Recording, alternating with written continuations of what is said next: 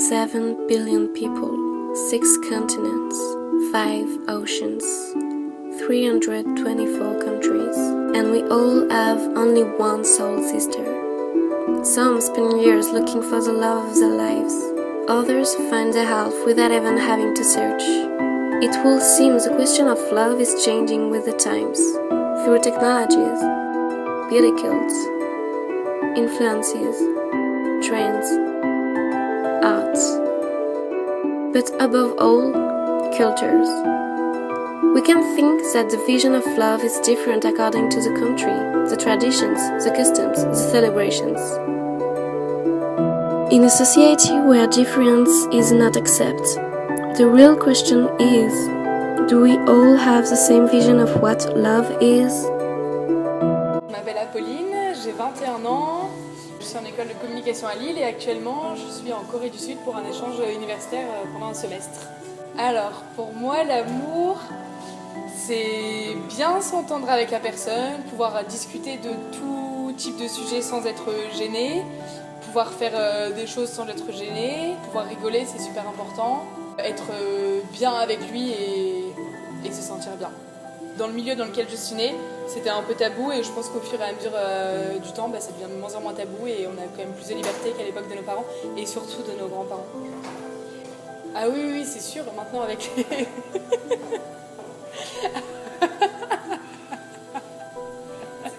Maintenant avec les technologies comme Tinder, Facebook, Snapchat et tout, bien sûr que c'est 10 fois plus facile. Enfin, si je veux un plan cul ou même un copain, j'ai juste à télécharger l'application et à chercher quelqu'un, quoi.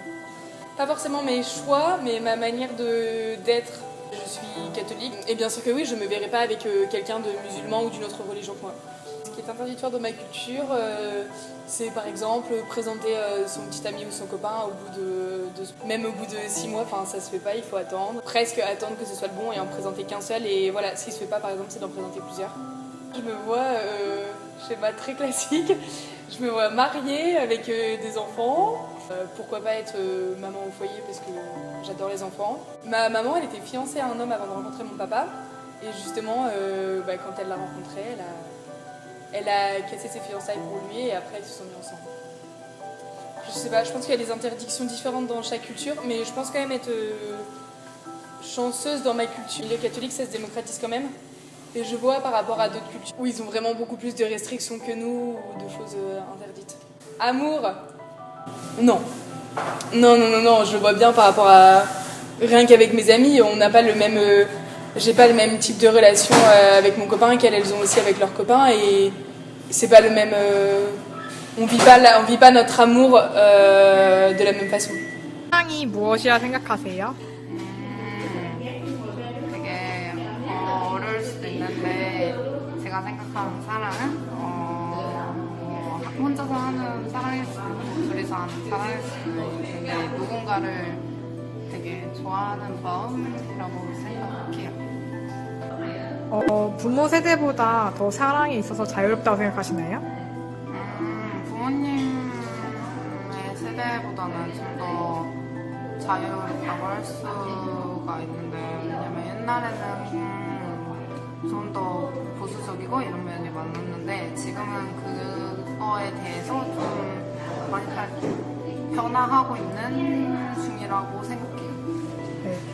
과학의 발달로 새로운 사람을 만나는 게 더 쉬워졌다고 생각하세요? 네, 요즘 그 앱이나 SNS를 통해서 사람을 만나는 사람도 있다고 들었어서 과학의 발달에 따라서 이제 사람을 만나는 게 좀 더 자유로워졌다고 생각합니다. 전통적인 문화가 연애와 데이트에 영향을 끼친다고 생각하세요? 전통적인 문화에서는 그렇게 느껴본 적이 없는데 굳이 꼽자고 하면 좀 외국에 비해서 좀 더 보수적인 면이 아닐까라고 생각합니다. 네. 우리 문화에서 허용되지 않은 사랑이 어떤 사랑이라고 생각하세요? 한순간에 빠지거나 예를 들어서 원나잇 같은 게 허용되지 않지 않나라고 생각합니다. 자신이 하고 싶은 연애는 어떤 연애예요? 뭔가 지금으로서는 약간 저 자신을 전적으로 믿고 의지해주는 사람을 만나고 싶어요. 다른 문화 안에서의 사랑에 대해 어떻게 생각하세요? 다른 문화 안에서 다른 사람을 만나거나 뭐 다른 문화에서 만나는 거는 좋다고 생각해요. 왜냐면 우리의 차이점을 알 수도 있고 되게 다양한 문화를 알 수도 있는 거 약간 세계가 넓어진다는 생각이 들어서 그거는 좋다고 생각합니다. 네, 감사합니다. 모든 사람들에게 사랑이 똑같은 의미일 거라고 생각하시나요? 아니요.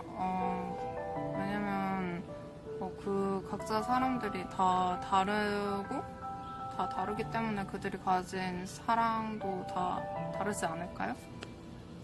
How do you say love in Korean? 사랑해? My name is Nate Stidham. I'm from California in the US. I'm 28 years old and my major is electrical engineering. Love means, it's complicated, it's many things, but love means mostly a shared experience with your soul to someone else, right? Or to something else. You could love nature, you could love the ocean, you could love snow, you could love the rain, you could also love people or dogs. Just, it's your soul shared with something else. Yeah, I think so. My parents probably were the first generation of like the most free loving, given it was after the civil rights movement. But yeah, I definitely have more freedom. Yeah. No, no, it's not easier. It's easier to like make contact with other people, but I think it's harder to actually meet people, to like actually share with people, because everything's filtered now. It's